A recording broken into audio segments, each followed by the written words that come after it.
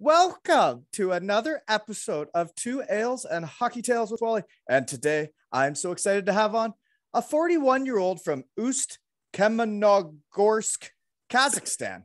His hockey journey has taken him to Canada, the USA, Israel, Wales, Kazakhstan, Germany, and England. A third rounder of the New Jersey Devils, becoming the first Israeli drafted to the show, where he is a legend of Team Israel, suiting up from 96 to 2013, running a muck with 48 points in 28 games played, 2 times having the most apples in the World Championships, en route to 1 bronze and 2 gold medals, folks. And he is a legend of British ice hockey after running a muck with the Cardiff Devils, Telford Tigers, and Swindon Wildcats, earning an Autumn Cup, National Cup, an EPIHL League and Challenge Cup, an EIHL Challenge Cup, and KO Cup. And rumor has it, had to act crazy to get out of jail. Welcome to the shed, Maxim Birbraer. Hello, boys and girls. And finally, nice to be here. I thought you'd never ask. Oh, I always had you on my radar ever since my car trips to Cardiff met with Tyson Marsh. Oh, here you go. Yeah. Tyson's a sound guy. Yeah, and he told me some good stories. And when he always raved about you, I always knew I had to meet you someday, you know? Oh, you're saving best for last, I guess, eh? Well, this isn't the last one. We're going to keep going. I hope not. Yeah. This will be the end of your show. Yeah, no, I don't plan on stopping anytime soon. But thanks for coming. I get into how we know each other. And there's a lot of people out there. There's a lot of hockey players in the world, right? When everybody was telling me I was going to run out of people and I didn't know that many people, well, I can't actually keep up. But now the fans took it upon themselves to start nominating people, which, hey, I don't mind. I could use some direction in my life. But it was Sarah Kurse, who's a Steelers fan, made her wish list, right, for the shed. Just like I made my Cardiff Devils 2022 wish list, right? She made a wish list of who she wanted in the shed. And then Stuart Kelly wrote a few Devils and he tagged you. And it's that easy, right? He tags you. I hit bop, message, want to come to my shed tomorrow? Next thing you know, you're here. It's a beauty of social media, eh? It can be good, it can be bad. You never know. It can make the world really small, but it can also make people idiots, right?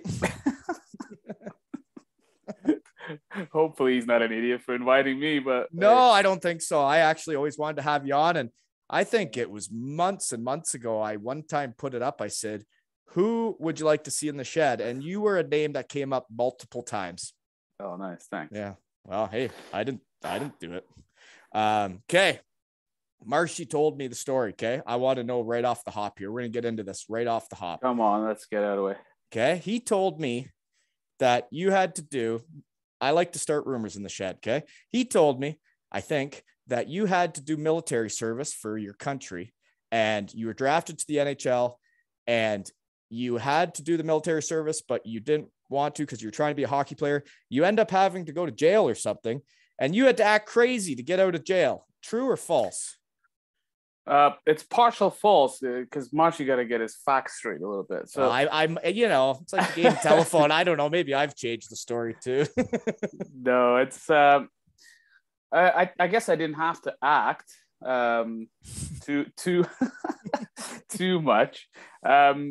Obviously, in Israel, everybody have to go to the army, and it's a mandatory thing. It's the boys have to go for 3 years, girls got to go for 2, and just how it works. You know, there's a lot of fighting going on there. Well, they have to. It's a tiny country surrounded by not very friendly countries, and apparently, it's the most ready army in the world. So, like, they can go to war within 30 seconds or something like that. One of my in my hockey career, one of my routes was I made a quick stop in Israel for less than a year of living there. I quickly realized that there's a little bit more sand than ice hockey there. So I was fortunate to to kind of move quickly from Israel in terms of my career to go to Canada. And, obviously the best country if you want to develop any hockey skills. But because I had an Israeli passport, when you turn 18, you have to go to the army. I didn't know that you have to show up right on your 18th birthday. And apparently there was letters showing up at my house. My parents didn't say anything. They were still in Israel. I was in Canada playing junior hockey.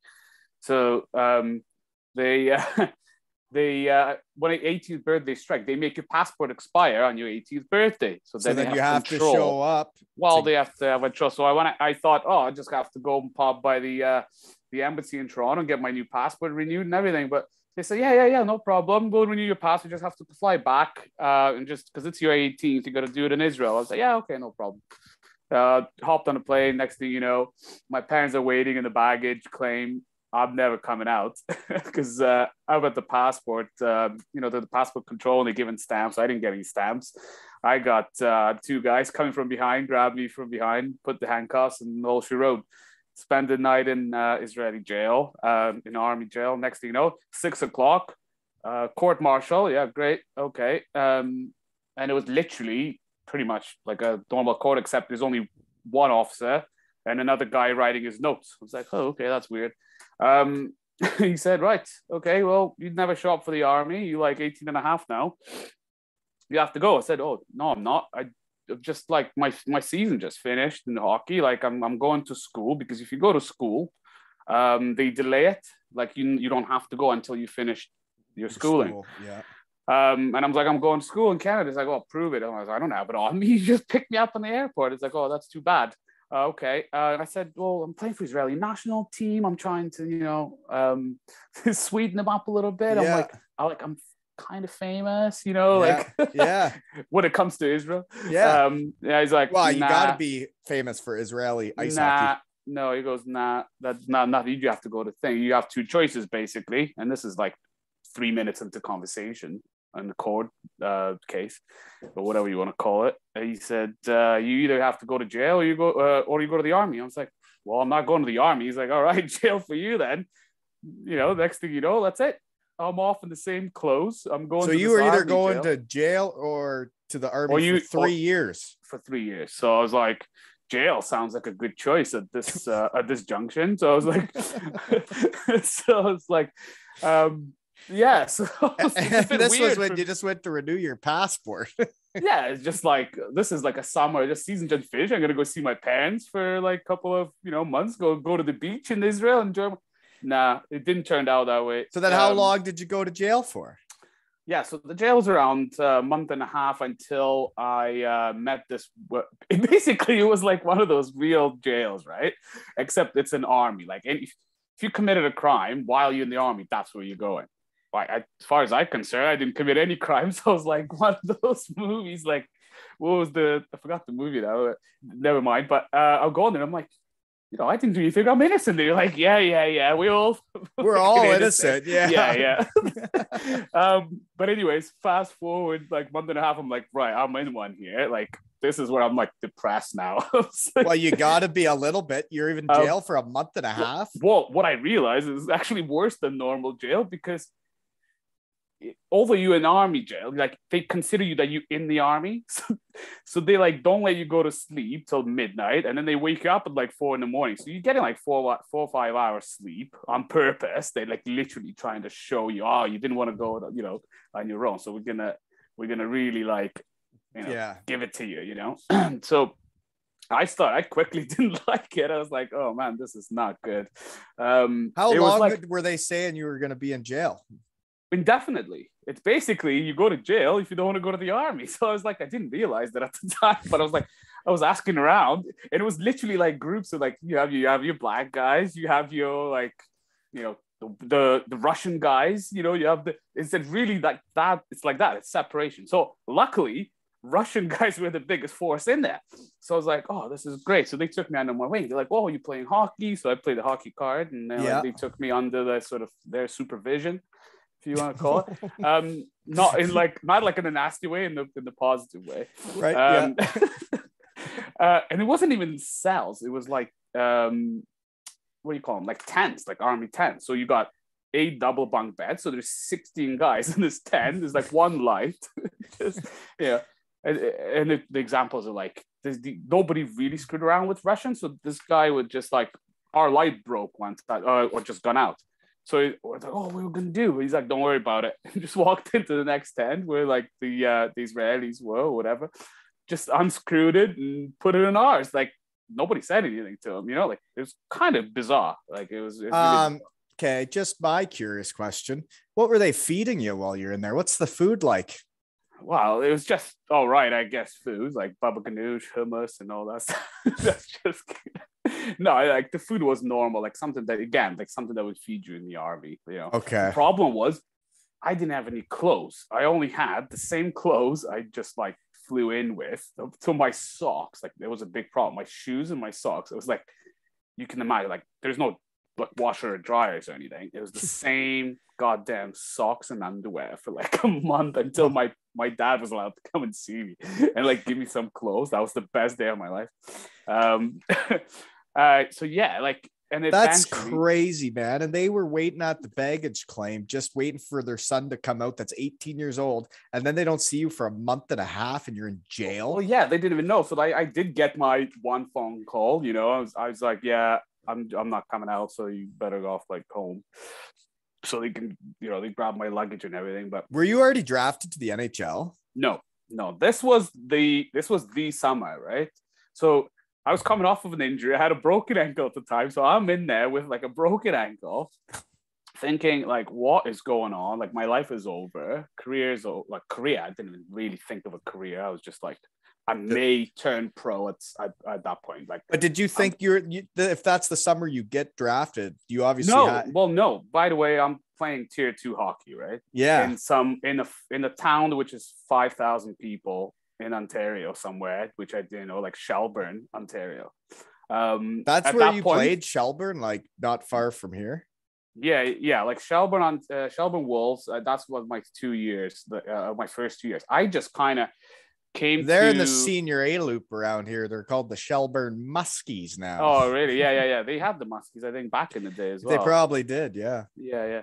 So that's where I kind of started. But at the time, I was just for me, I'm coming out from USSR, Russia to like pretty much finished being in Israel. I didn't think I was going to continue playing at all, actually, at that point.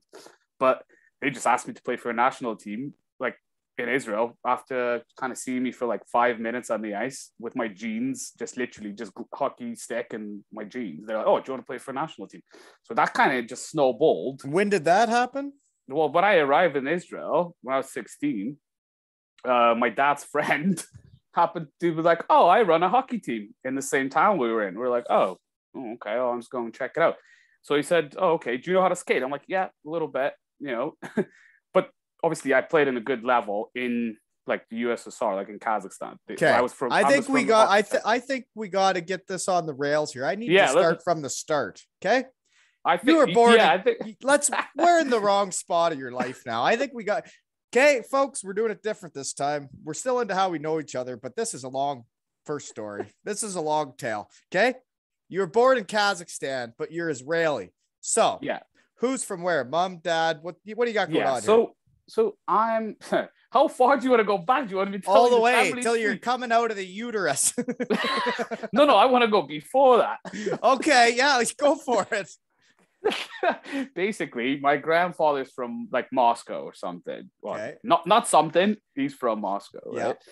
Yeah. Sorry, my great grandfather. My then grandfather, obviously born in Moscow. However, my great grandfather was an ambassador or something like that into UK, and he was stationed in Bristol. And my grandfather, this is a story. My grandfather, when he was a child, he went to like this camp, like the kids camp in Cardiff. Can you believe it? Like the coincidence. He told me when he was alive, he told me a story. He couldn't believe that I ended up in the place where he went to some sort of camp. So anyways, and his family was Jewish.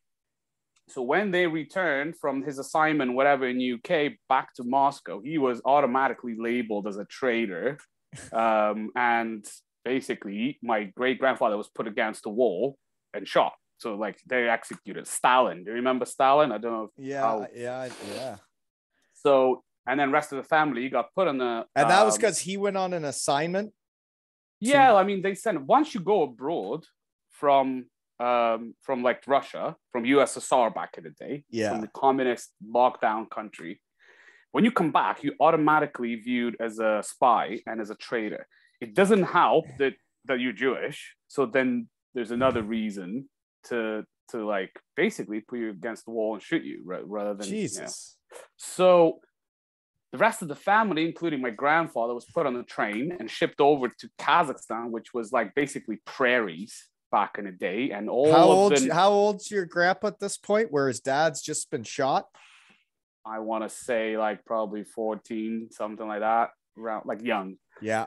And so that's how my grandfather's side, the Jewish side, ends up in Kazakhstan, which is essentially prairies. And everybody was kind of shipped who are non-white Russian, basically over there to develop the Kazakhstan. And that's how Kazakhstan really ended up being under the USSR sort of control. And because Kazakhstan, right by China and Mongolia, like my town where I played hockey and grew up and was born is about 500 kilometers from China and something like 800 from Mongolia. But so it's an Asian background sort of country, like a, partially Muslim. So, but it's 60% Russians because from all like the USSR days when everybody was shipped over there, the Germans, you feel like if you're not, so it's a bit like racist thing going on, right? There's a lot of different backgrounds. It's a melting pot. That's what I was gonna say. Yeah. It's got so it's a bit of a melting pot. So that's how. And then my other part of the family was just normal Russians that somehow they also ended up there. Then they made my parents, the grandparents made my parents there. And then all of a sudden and then we fast forwarding now to I'm 16. So the USSR, like my parents probably thinking, right, okay, well, the USSR fell apart. It's 91. The things are really bad. We weren't too bad. My dad had a decent business, but he's like, for kids' sake, I need to get him out of here. And my grandfather had the Jewish passport, Israeli passport, obviously through Israel. So that's enough Israel will give you a citizenship just based on that. Because Israel want to bring as many people into Israel when it leads back to the army thing. Because then they get the bigger the country, the more bodies you have to defend it, right? Yeah. So it's a really easy immigration process in Israel. You have any links to Israel, they're like, yeah, coming in. Here's some money. We'll get you going, So it's an easy... Like getting a German pass in the hockey world. Yeah, pretty much. So that's how we ended up there. And then basically, for the good of the family, everybody kind of went over there to start a new life. But for me, I kind of thought, well, that's it. That's it for hockey for me. I'm 16, I'm whatever. And by chance, we now getting to the same point where the place where we crashed for a few days, my dad's sort of, I don't know if it wasn't a relative. It was a close friend from back in the day who was already over there. He also got to Israel, like everybody's going there. We're going too, He said, actually, I coach this local hockey team. This just for fun. I was like, oh, okay. So I went over there. I said, oh, can you skate? Yeah, all right. Put the skates on. I just had the jeans on, skates, gloves and stick. He's like, can you do a lap around? I did a lap around. He goes, okay. Can you skate backwards? No, can you skate backwards? I said, yeah. Did a lap backwards. He goes, do you want to play for a national team? It wasn't even for his team. He's like, do you want to play for a national team? He's like, yeah, okay. So I barely went to school. I ended up playing for like the under 17s. So you had played hockey growing up in Kazakhstan until you were 16. Oh, yeah. Because Kazakhstan's a hockey hotbed, right? Like they love it there. Yes, like I'm from the hockey town in Kazakhstan, right? Right. From 6 years old, full on, like every hockey. day, 7 days a week. Like I'm tired already at 16. Okay. It's like, well, and you guys, okay, like, well, you may as well stay on that for a second because that's it. My kid's coming up in hockey right now, and there's people that do a ton of hockey with their kids, a ton. And I don't do all the extra stuff, right? Because I feel like that they need to love it and they need to want to be there. When you're growing up there 7 days a week and you're saying you're already tired at 16, when I played against the Kazakh team in I think it was the Continental Cup. I think it was a Kazakh team, but the guys didn't look like they were having fun at the rink. They looked like they were working at practice and during the game. Well, you're not allowed to have fun for starters. Like they weren't smiling. It was but you're not allowed. You're not allowed to have smile and have fun. Oh, I wouldn't fit in. No, you would not. You wouldn't want to wear like 18-pound lead vest and like in the first practice of the day, because in the second practice of the day, you're gonna have to do a bit of more of that too. But do you know what I mean? Like, I love hockey. I obviously loved it enough to still participate and continue doing it, even though but it's like, it was like that. But it's not viewed as fun. It's maybe that's why I had so much fun when I'm like went to Cardiff. It's like being religious and like not having sex, like, and then all of a sudden you're like, oh, what? What's this? You're allowed to have fun. So then you all of a sudden just kind of overcompensate. But I don't know. Well, yeah, you can. Okay. That's a wild story, man. Jeez, we're gonna be here a while today, I think. I know. I have so many questions. Okay, but so now I get it. So then that's how you end up. You go to Canada. Then how do you get from the Israeli to Canada? Well, yeah, like as a U.S., I call it Russia because I know they fell out in '91. So it is I was hardcore into hockey. Like I said, I was doing two a day. So when I show up in Israel, I'm like, there's not enough hockey. It's like, there's one rink. We're in that town, and then the other one is like 4 hours away, which is called Canada Center. That's Canadian Jews build, and it's like Olympic ice, and like it's proper, like a the proper facility with everything, like gyms, like football pitches, like it's kind of said it's wealthy Jews just donated money, and it's like, right, we want to build, but they as Jews, they're so clever. They went for the cheapest land possible. So they built this Canada Center 4 hours from the middle of the country, literally next to Lebanon, which is one of their arch nemesis. I'm talking, when I'm saying next to it, the fence, like the water, where the water is for Big Blue 10 we used to have, like on the back, that's Lebanon border. Like right there. Like the fence is there. Like if you're playing two-touch, you could kick the ball over the fence. Oh yeah, like easily. But speaking of things flying over, like we were training one time for the Worlds or whatever, running on this football like a pitch. I know you don't call it pitch on the ground, and it was nighttime already, and we can see the fucking rockets going back and forth. They like Lebanon's firing at us, and there's rockets actually in the sky going back and forth. And I was like, oh my God, should we like go for cover? Like, I was like, no, just keep as is, because he goes, they don't shoot rockets at this town because it's too small. They shoot rockets at the next town. So don't worry about it. I was like, what? It's like, no, you got to do sprints. I was like, what? So yeah, it was a little bit bizarre. Like a little bit bizarre. So like they were like legit bombing like a like there's an airstrike going on, like going that way, and then Israel would fire back. But holy shit, you've seen a lot of shit, eh?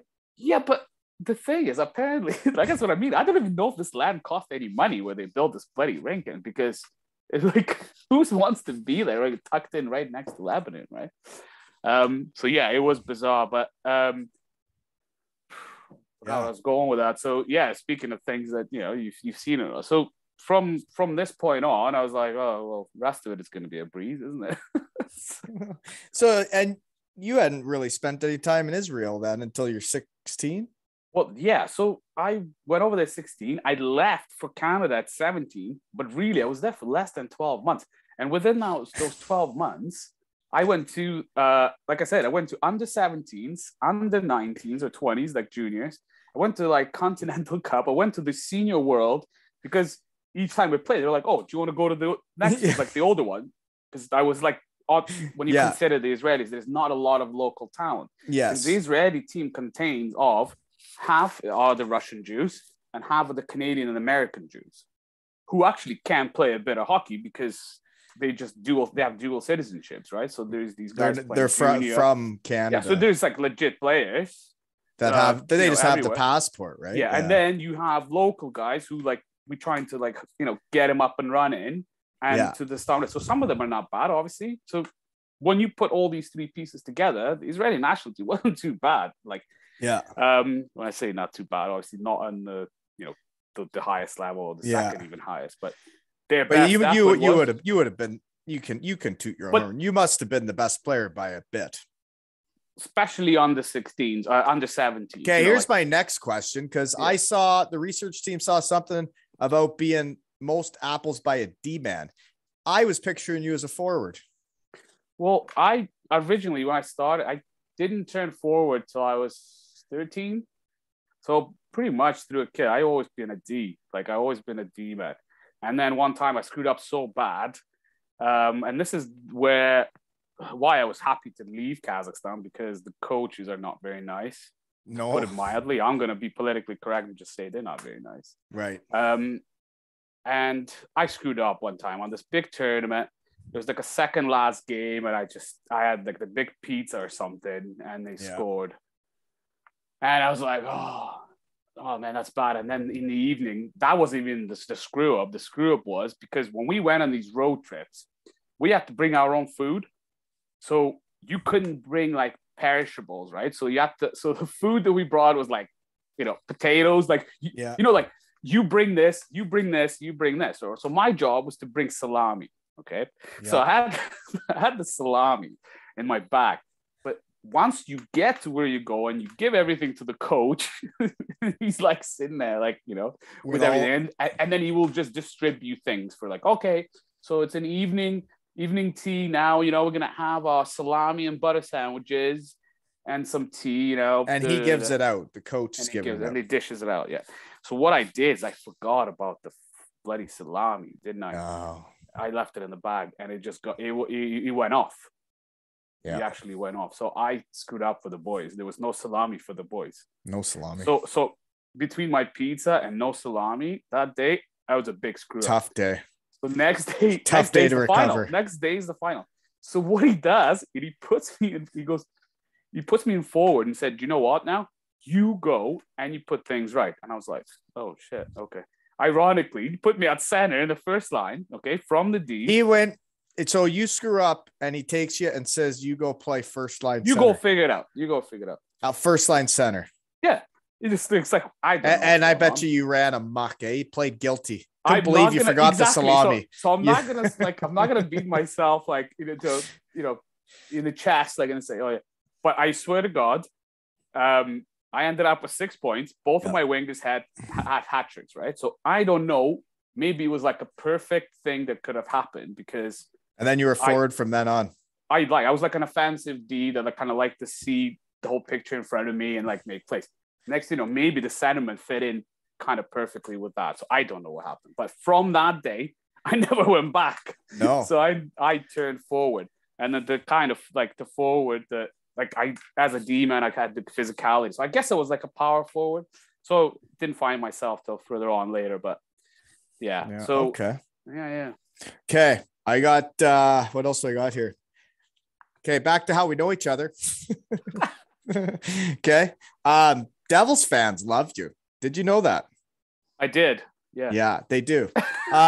Anyways, and my poster maker guy, the guy that's designed the logo, that made the Two Ales and Hockey Tales logo, that makes all the posters for all the fellas.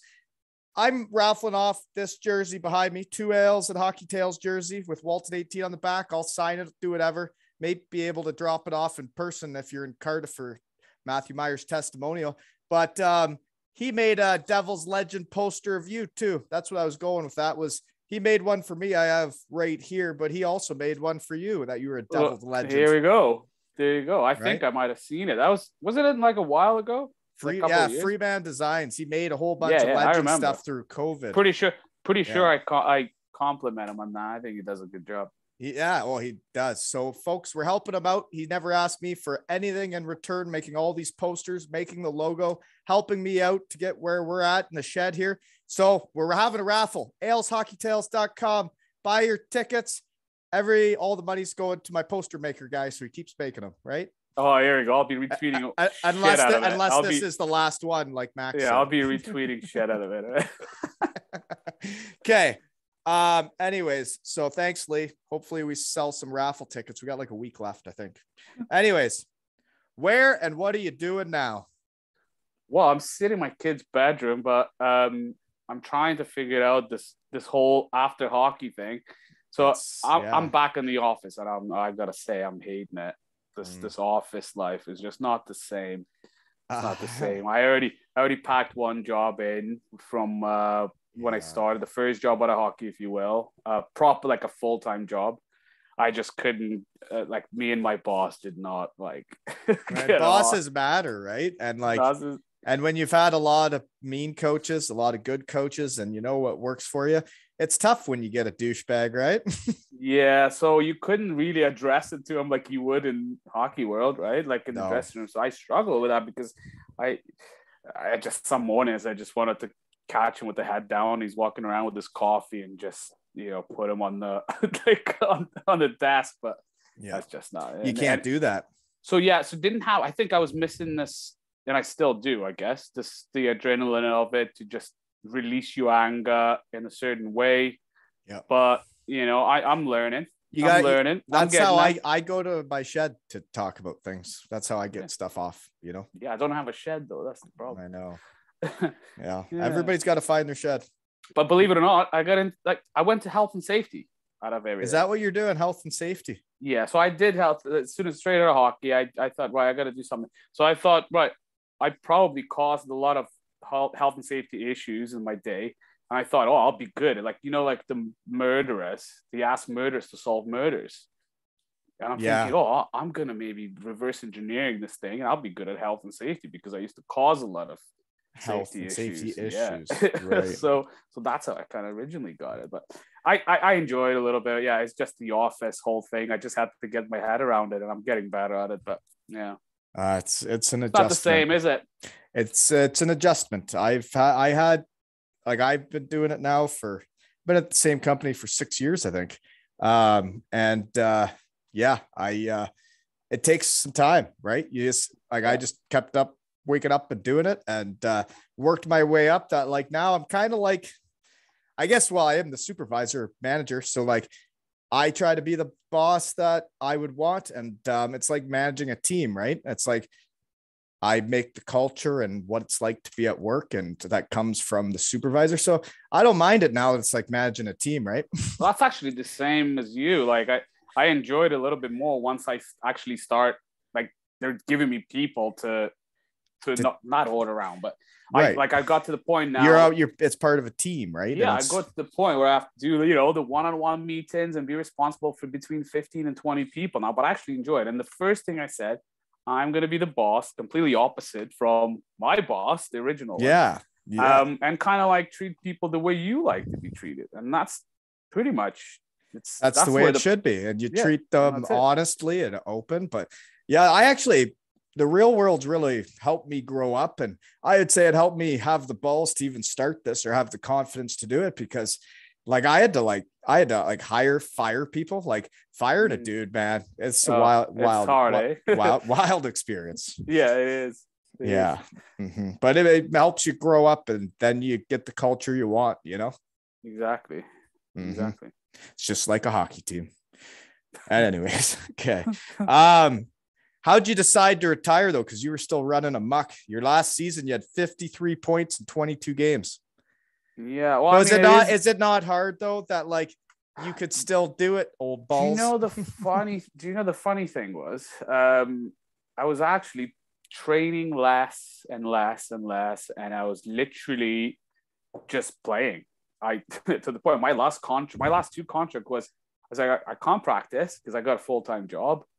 If you want me, you know, I can do it, but I can only give you, you know, maybe a Friday practice and then play like one of the games in the weekend. Like I was literally, we looked at both of our schedules. The team, you know, you tell me what games you need me, and I'll tell you if I can do it or not. So it's literally, that's why I didn't play all the games. It's like, I can't go on the road. So I mostly played the home games. It was like that. But the funny thing is, the less I was sort of stressing about, the less I was training, the more I was actually enjoying. I wasn't running around like a headless chicken like I used to. And it was like, you just grow up, you get smarter, you just play smart. And I didn't have this, you know, this anxiety and worry going into a game of losing the contract. Right. And literally, it's going to sound corny, but I actually played for fun, for the love of the game. Yeah. And that way I was discovered that I was like, oh my God, everything's going in. Like you can make plays that you like worried about making before. You're like, oh, just forget it, I'm just going to make it, you know? And I do know. one thing, yeah. So if I had to teach any young kids or anybody, like, don't squeeze your stick so hard. Yeah, like, you gotta feel the rhythm, feel the rhyme. Once you put that pressure on you, like, you screwed. You in the shackles. It's kind of like when you're a goal scorer, right? And you go 5 games without a goal, like, it feels like it's so hard to score a goal. I know, it gets worse and worse. And then you score one, and it's like you didn't even shoot it in the net, right? It goes off you and in. And then all of a sudden it's easy to do it again. It's exactly. Yeah, it's weird. It's all mental, though, you know? But you don't know this stuff when you're younger, right? You don't. No. And you can't buy it. But the thing is, I now remember, people used to tell me that. But what did I tell them? Well, maybe didn't tell them in the face, but in my mind, I was like, fuck I off. know. Yeah. I know what I'm doing. Yeah. And it's all of it. They're like, oh, it goes by really fast. And you're like, yeah, okay. Yeah, right. Sure. Well, we're in our shed now. Yeah. Okay. So you do have a 6-year-old? Yeah. Yeah. What do you got? Definitely a 6-year-old boy and a 14-year-old boy. And the wife in the house and mortgage and the package, you know. Busy times. It's the time. So that's why we now lined up this in the short notice, and it was like touch and go. Well, I know we're all busy at this age, aren't we? Yeah, again, had all the time in the world. I slept till 12 o'clock before now. No. Now, yeah. More to do than just show up for practice at 10 a.m., right? Yeah, exactly. Yeah, so I did have what's the transition like out of hockey, but I guess we covered that one, eh? Keep it fun now, eh? You gotta try and enjoy every day, right? Let's not get salty. No, but like you gotta, I don't know. It's tough for everybody. It's the guys that really loved it. And like, I'm sure the way you were raised in Kazakhstan where it wasn't really fun, then you get to Cardiff, Wales, and you get to the UK and you get around the British ice hockey scene, like it makes hockey fun, doesn't it? Well, it's not even just British. Like, as soon as I left, I realized, oh my God, this is done completely different in Canada, like, right? Mm-hmm. Or anywhere else. Like, it's not, it's a better balance. And, you know, people are smiling. You're allowed to smile, right? Yeah. What the hell is that? Like, when I smiled in Kazakhstan when I was a kid, I get a kick in my shins, you know, between the kneecap and the actual shin pad, there's like the space in between, right? So my coach used to like just toe kick me in there if I saw smiling. Oh yeah, one of the kids got. Oh man, I hated that guy, man. Do you know what I told Evan? During our tournament, he played on my under 11 team this year. He was dancing in between whistles, and one of the kids on the team says to me, he goes, "I don't think you should be dancing between whistles. You got to be more serious." And I said, Evan, if you're feeling it, feel it, buddy. You feel like dance. Because then kids that are playing hockey and having fun, I think they're going to play better. I'll give you a perfect example. You might understand the whole, you know, thing. This one kid was dancing, right? When the coach was explaining a drill, I think we were maybe like 12 years old. And he was kind of got caught into like counting birds somewhere. He wasn't listening, and he might have been actually dancing. So my coach snuck up, took his stick and a tomahawk, two-handed him on top of the helmet and cracked the helmet. That's how hard he hit him. He cracked the helmet in half. Okay. Serious. This kid's parents were sitting in the stands, right? These kids' parents called his son to the boards. The dad came down from the bleachers, grabbed him by the scuff and said, "You better fucking listen to the coach. What are you doing?" Serious? He almost gave him another crack. Okay, so this is how that's how they were raised in hockey. Right. So he didn't want to lose the spot because the next thing he was going to be gone from the team, and you're not getting back on any team. So what would a coach over there do? Say like he had a big win and like say it's me and I like got naked and danced for the boys in the middle of the room. Do you think they'd like that? Man, I don't know. I first of all, I think you're insane for even trying something like that. And I don't even know what would happen to you, to be honest. You'd be like gone. Yeah, like that. You'll be gone. So that's what I mean. It's not about fun. It's just cagey. It's just, I feel bad for the kids, but I think it's still like that in a lot of towns. So it's sad. That's different. Well, you know what's interesting about how we covered this is we've gone through a lot of my notes without trying to do it. So then did we cover how you get to Shelburne as a kid? Yeah, so I think you kind of started going into the list where we got to. What did we got to? Oh, we arrived to this Israel now. I think we've covered all that. Where we've done the where and what are you doing now? We've done growing up, and now we're into like your career here. And I want to know how you got to the Shelburne Wolves in Ontario. Yeah, so that's where I left Israel. I went to my first World as a 16-year-old to like I think it was under 18s, and I played for Israel, and we played in Yugoslavia back in the day when Yugoslavia was still a thing. Yeah. And like I said, the team consists What's of Yugoslavia now? So Yugoslavia also fell apart, and you got your Croatia, got your like Macedonia and a bunch of other countries. So they also fell apart. It used to be together, just like USSR. But at the time, it was they were still together, and we had a tournament there. But the Israeli team, like I said, consists of Canadian Jews and American Jews and Russian Jews, right? So we had a trainer called Paul Rosen, who I'm in debt till this day, who's, we have matching tattoos together, actually.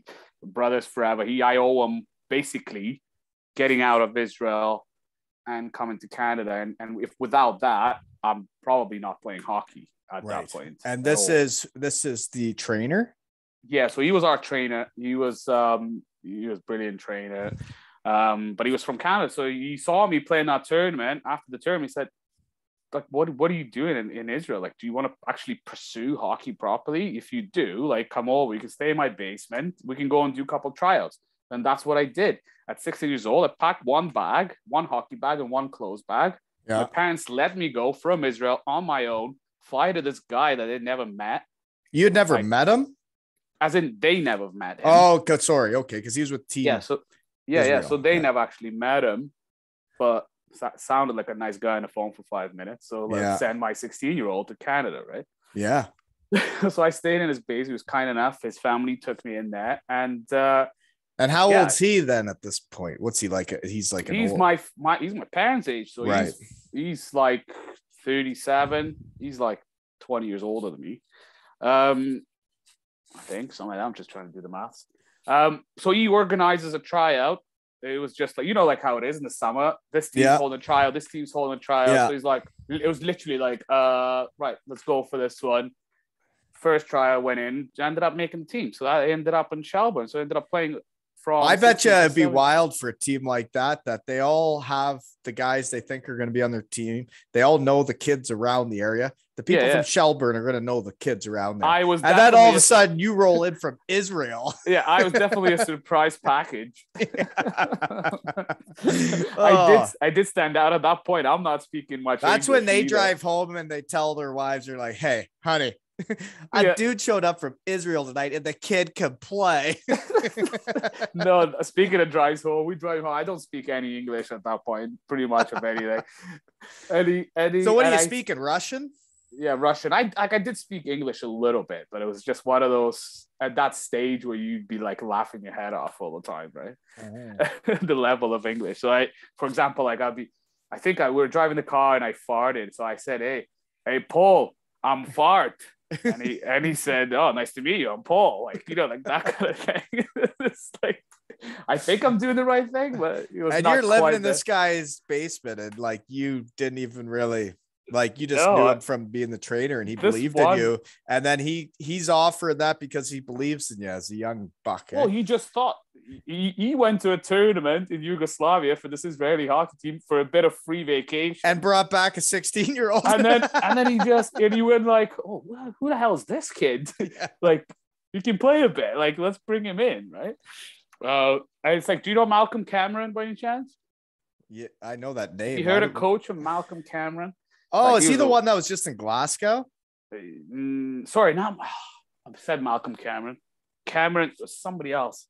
Oh, don't worry about the names. I played actually for Malcolm Cameron, who's in Birbraer. So was I right? Is that who I'm talking about? Yeah. Yeah, that's the right guy. But the junior guy was different. It was something. Maybe. Sorry, that. Anyways, but don't worry about he was one of those wild coaches. But he was going the English thing again. My first game. Oh my god. He comes in. We got shellacked like 3-0 in the first period. He comes in. He's kicking like garbage cans. He's throwing sticks. He's doing that. And he keeps saying, stop rushing the puck. Stop rushing the puck. And I'm sitting there. I'm thinking, oh, my God. He's all over me. He's probably bitching about a Russian kid, right? Yeah. He's like, if you rush the puck again, I'll fucking kill you. That kind of stuff. And you're thinking he's talking about the Russian. I know. So I was heartbroken again. I do the same thing what I did. Remember back when we put at center, I go on and score 3 goals, and all of a sudden he loves me. I'm his new hero. So I was like, he wasn't bitching about me, and you didn't know, and that made you play better. Exactly. Oh, that's good stuff. I like your attitude though. That when you get challenged, you step up. I like that in a guy. Yeah. Oh, thanks. Appreciate it. Well, it sounds like that's what you did. I like to try to consider myself one of those guys that, like, if the coach got on me, I'm gonna show him like, hey, dude, I got you. Yeah, but maybe a problem. I think even Jared Adams told me that one time. I don't know if you remember Jared Adams, but oh yeah, I'm one of the guys that need to, the electric shock collar to get you going. So I might sometimes go to sleep like in the first period. You need to shock every once in a while to get back into it. Yeah, like wake up. Mm-hmm. Wow. It can happen in some games if they're boring games. So you went to Shelburne for 2 years. So then would you go back to Israel in the off season then? No, yeah. So this is the key, like sort of moment where these are the key years of your life of how exactly it ended going anywhere, right? This is where I get coerced and going to what's it called? To Israel, right? Yeah. I get stuck over there for the whole summer. I go there right after the season, and I don't come back till the first game of the next regular season. But I get fortunate.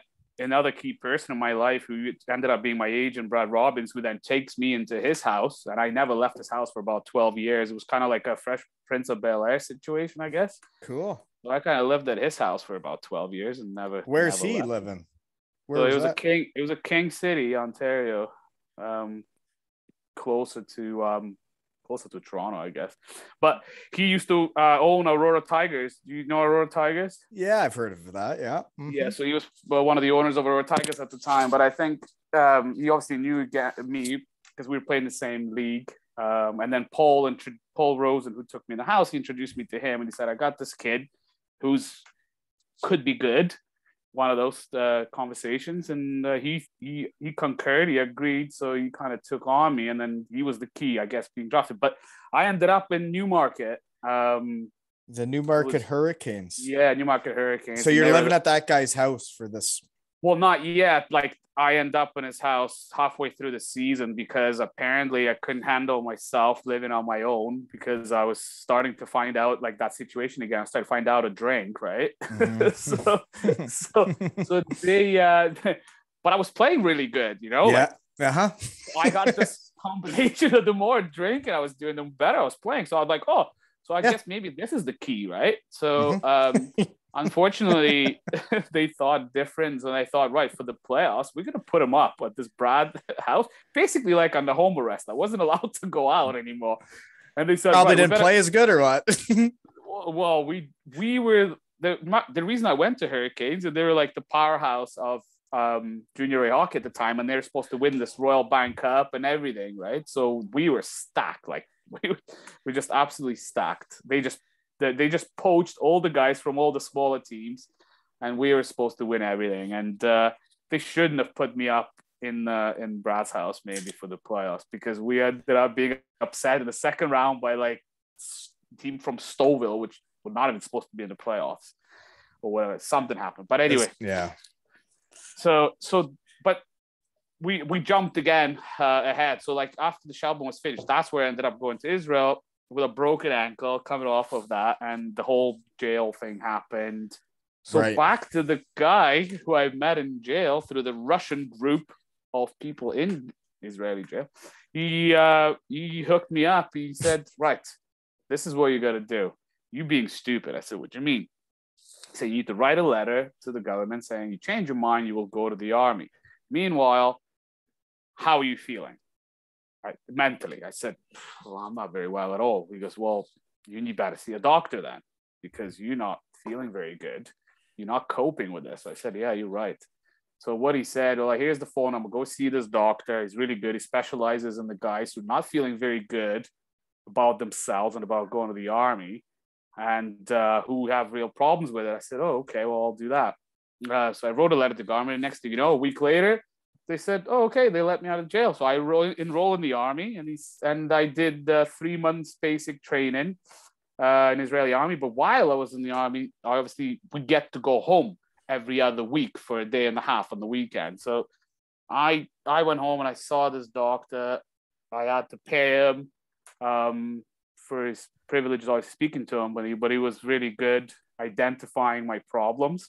Sort of, if you win, like he was asking me if I had bugs crawling into my ears and up my nose and inside my brain, which I said, yes, I definitely have that.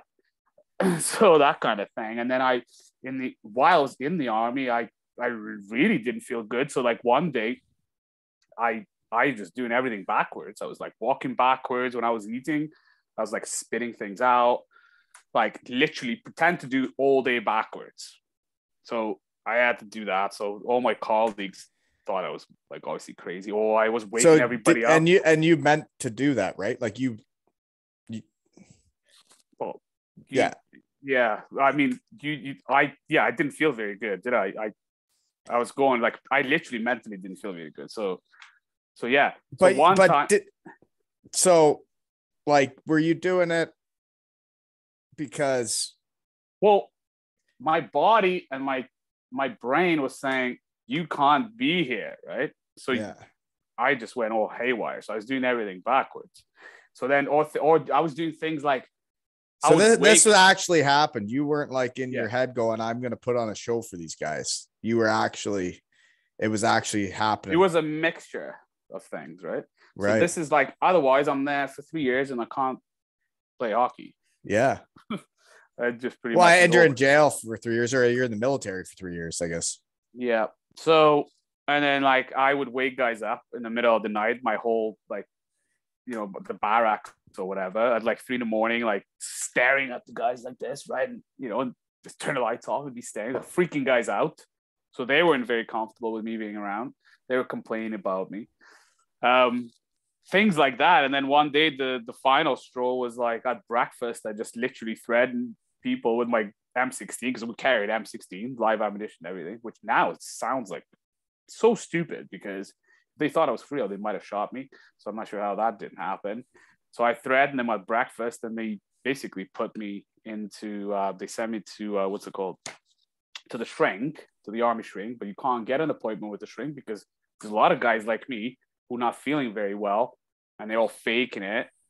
And it just seems like, oh, it's like a taboo thing, but they thought I was serious. And so they saw me.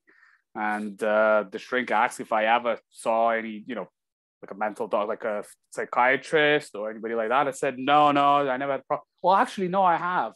I have one time and I had the paper in my pocket. I showed my diagnose and the guy was reading my diagnose and he's like, oh my God, you're like a menace to society. Like you gotta go. Next thing you know, he dials on his phone. There's like 6 guys come flying in the room, pin me to the ground, take the gun off, give me the bus ticket and send me home, kick me out of the army.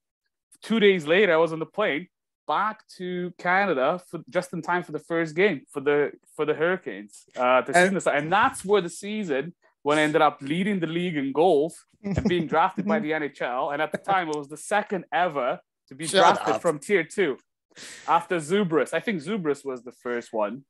Yeah, you were drafted straight out of Tier 2. Yeah. And you had been in jail, not even knowing if you were going to get to leave. Yeah.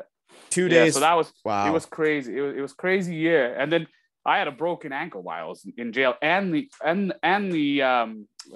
basic training. So what I did is I'm like, if there's an outside chance I'm getting out of here, I'm going to have to be like in some sort of shape. So like, I use that as like getting in shape. So like every time, they made us obviously run like distances or up the hills and all that kind of thing.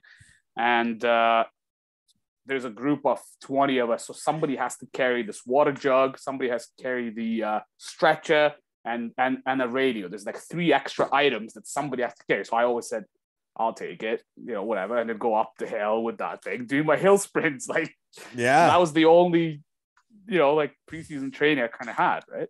And that's how you keep your mind like you're got a goal, like I'm going to be ready and I'm going to get myself out of here. But right? I didn't even know. I thought I was there for 3 years. Like, I don't know. I didn't think. And so was anybody talking to Newmarket, like saying like, hey, so this guy's in jail. He might come. He might not. I don't know. To be honest, it's been a or while not ago. jail. Sorry. I guess you're in the art. I don't remember how it got lined up, but I remember like, I think maybe even before I left for Israel, I already had the next season lined up, kind of right. thing. That's what. So, but they didn't know, but they maybe didn't know that I was coming or not. But I did show up literally last minute. And then you lead the league in goals and get drafted.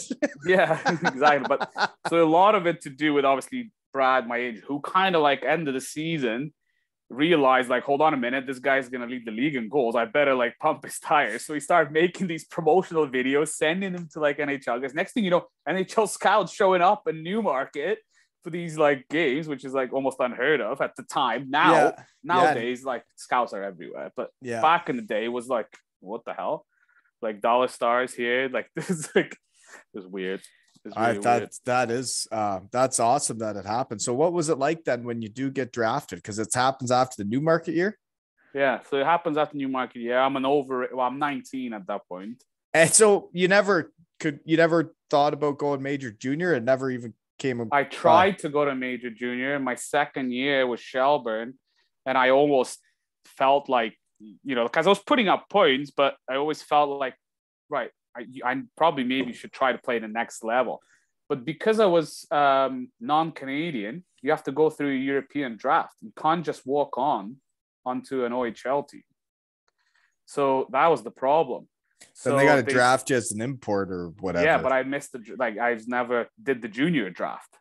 You were never in it. Yeah. I was never in it. I just showed up out of nowhere. And so then they try to make an exception. I was supposed to be going to Sudbury Wolves potentially, but that got shot down by a commissioner or something. I had to go to a hearing because they were trying, we like appealed or something to let me walk on because they wanted to sign me. But we had to go to like this hearing somewhere. I don't remember where. And it was just like, no, not happening. I find it very wild in the hockey world when we're talking about kids and like people making decisions. And it's wild when people don't make what's the best decision for the kids. Like for you, this Don Cherry thing, right? Like he didn't want Europeans in the thing. I mean, you want to grow your own talent, like that's his philosophy. You want to, I guess, I don't know. But the hockey world is small and Canadians are going all over the place to play hockey, right? So why can't people come here? Right? There's plenty of teams. That's for sure. Anyways, I got sidetracked again. So you got drafted to the NHL out of tier 2. Wild. So then you went from tier 2 straight to the AHL. Yeah, you didn't just get drafted. You got drafted 3rd round. That's not even late, man. 3rd round. No, like we sat there, like I didn't want to go to the draft, but my agent's like, I spoke to actually a couple of teams and there's like legit chance you're going to go 2nd or 3rd round. Like you have to go because after the first day is 3 rounds. Yeah. And then the second day is quite fast. Like it's the rest of the round, just read them out. But the first day you get to like come down to the table and like do this whole thing, right? And whistles. He's like, you have to go. I said, well, what if I don't go? And then it's a stupid trip to Calgary. And it's like, it's not going to happen. He's like, no, you need to go. I was like, oh, all right. And it does happen. And I do, get bloody drafted to like the team who just won 2 in a row, like by New Jersey. I was like, oh, man, I'm never getting onto this team. I go around the table. It's like Lou Lamoriello. That's who drafted me. And it was just bizarre. It was just bizarre for me. I go from literally, I'm done with hockey. Well, less than a year ago. You went from being outside at the Canada Center with rockets going over your head to then, exactly. Right? Like to sitting at the table with Lou Lamoriello being drafted by the New Jersey Devils. I know. It's almost doesn't you don't even realize like the not weirdness, but the gravity of the whole thing until now. Because when you're a kid, it's almost like that's why I saved you till the last episode ever. It's almost like it's like you go with it And at the time, you take it for granted, and you don't even. Well, when you're young, you take it all for wild. granted, right? And then when you get back and you sit back and look at it, you're like, wow, that's some wild shit. Like, what the hell? Oh, that's crazy. Okay, so tier 2 straight to the AHL. So that's quite the jump. Yeah, I can say that. That's like basically not doing NCAA or major junior, just straight up going straight past there, right to the AHL. Yeah, and I guess I don't know whether it was the buzz or what my agent created. Like, I didn't just go in there. They were banking on me. They must have been awesome promotional videos, eh? They were good. he's genius. He's a marketing genius. Fuck, that's all I needed was some promotional videos. Yeah. Fuck. Maybe that's something you missed out on your career. I don't know. No, never liked video of myself. No, but like I weirdly again, I didn't feel, and this might it sounds cocky, but I didn't feel out of place. Like I felt almost better, you know, like you felt ready. Not that I was ready, to be honest. I wasn't ready. I think I pissed up a lot of opportunities by thinking I'm ready, but I wasn't ready, if you know what I mean. Yeah. But I felt good on the ice. Like I felt like I belong, kind of thing. You had that feeling. What's weird though, if for kids, right? Kids know. When I talk to my kid, he knows every sport you play. You know which kid's the best player. They all know, right? Yeah. Like you know when you belong. Exactly. I think a lot of it though is mentally. You went in there thinking I could do this. I just got drafted 3rd round, right? Yeah, but it didn't help when the preseason started, and first ever pro game, I scored a hat trick. Jesus. As in the preseason against Wilkes-Barre. Okay. Granted, like the one goal was like off the ass, like one of them kind of like redirection, whatever. But it was like a hat trick. Next thing you know, I don't know again if it's my agent or it's just like this little like the buzzword. Next thing you know, they're talking about me rookie of the year, right? I open up the ESPN paper and I'm thinking, what the hell is going on earth? Like I played for the Newmarket Hurricanes. Yeah, they rated me to be like rookie of the year, and that was the worst thing that could have happened. Okay, now it goes to my head. Yeah, now it goes to my. Now, well, first it goes to my coach's head because he puts me on the point on the first power play for Albany in my first like 10 games. And really? Yeah, like I couldn't believe it, right? Like I don't know what's going on. This is like fast food. This is some sort of like a Twilight Zone that you just go on the fast track to God knows, to like La La Land. So yeah, and in fact that was working out. So I was getting the points. I was playing well. However, the biggest downfall that I was drafted by the most defensive team in history, and I knew like fuck all basically about playing D. I was cherry picking for 50 goals in tier 2, right? Like I barely played in my own zone. And I know exactly what you're talking about because when I played for my hometown team in junior, and it's not being cocky, like I didn't play defensive zone because it was never in our end, like, right? I didn't have to. No, you didn't have to play in your end because when you're on a line that scores 3 points a game, each guy, that you don't play in your end. Exactly. So unfortunately, that the I don't know if you remember New Jersey Devils between the year 2000 2005. That's how they won their cups, like with their defense, and that's what their philosophy was, and that's how Albany River's philosophy was, and that was the most important thing for the defense.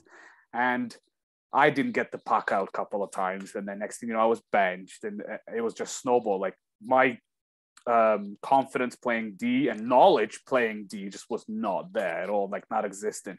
And I know exactly what you're saying, though. I left Western Michigan and I went to AHL, and my first ever practice, we did D zone, and I've talked about this before. I had played man on man in NCAA hockey, and my D-man starts skating all over the place, Andy Delmore, and I followed him around. I was done from that day. The coach realized I couldn't play D, and he was like, you don't know how to play D. Like, and then he had no trust in me, right? Exactly. You can't depend on that guy, right? Like, no, you can't put him out there in situations. I was angry at the time, but now I understand. I'm like, if I was a coach, I need dependable guys, right? Unless I'm scoring 50 goals, and I wasn't scoring 50 goals. So although I was doing pretty good offensively, still, I wasn't like this untouchable guy that you couldn't bench.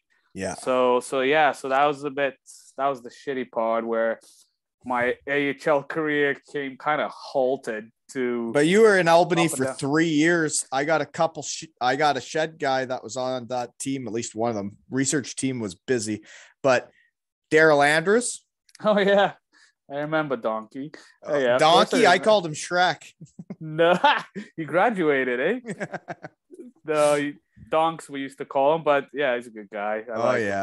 Yeah, he was awesome. Got a lot of stories. Yeah, we won gold helmets together, actually. But the one back there from Denmark. Nice. Yeah. And then Mike Commodore was on that team, which I know Donk also lived with in Calgary. So exactly. They're like roommates. They're like best buds. Exactly. Yeah. So you played with both of them there.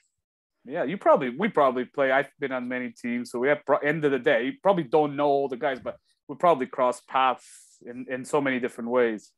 I don't know if me and you really did. The only part I got down, I felt bad. I saw that the year you left Cardiff was the year I came. Sorry. Yeah, you ended my career. Maybe you come in. Maybe I'm not a centerman. It's not my fault. I wasn't playing. No, but I wasn't playing center. What are you? Are you left wing? No, I'm right wing. Oh, okay. I didn't take your job. It was somebody, maybe Haddad or something. Yeah, it was him or Joey Martin. One of those punks, right? Yeah. Bastards. Okay. So anyways, though 3 years in the AHL, though, I guess that's your start to pro. Did you ever feel like you were close to a call up? Yeah. I mean, there's a second year where there's a time where, by the way, New Jersey, in 3 years, I think they only had like 2 injuries. Like, I couldn't believe it. Not only they're coming off a few Stanley Cups, and I look at like their fourth line, and it's like Pandolfo, Brillin, and like, I don't know. Not the what? Yeah, there's another Russian guy or something. Yeah, Sergei Brylin, maybe. Yeah, Brillin. Like, I look at their why fourth I know line. that. God, I look at their fourth line, which could be like a second line somewhere, and I'm thinking, where am I actually gonna get a chance? Like, yeah. Or like Madden, like you have anyway. And they never ended up having any injuries, really. So the one time they do get a couple, me and I don't know if you know a guy named Mike Rupp. We played together in the same line, and we have the same points and everything. And he gets called up. I was like, oh man, I'm heartbroken. So that was probably the closest. And he was a similar type player, but not. Yeah, but he was like he's bigger than me. I was gonna say he's bigger, but slower, and probably not as much of a playmaker. But he was tough. So, and I think that helped him out as well. Yeah, and when it's weird until you look back on it years later. When you're in that moment and you're just playing and you're just doing your thing, it's like you don't see it all, right? Like I like him. He's a good guy, and he's a good guy. But he made an amazing career. But at the time, we were like, I thought of him. Hey, we're kind of like on par, you know. Like you always play with someone and you kind of scale yourself against other guys. Like here, like around, and I kind of felt, kind of like on par.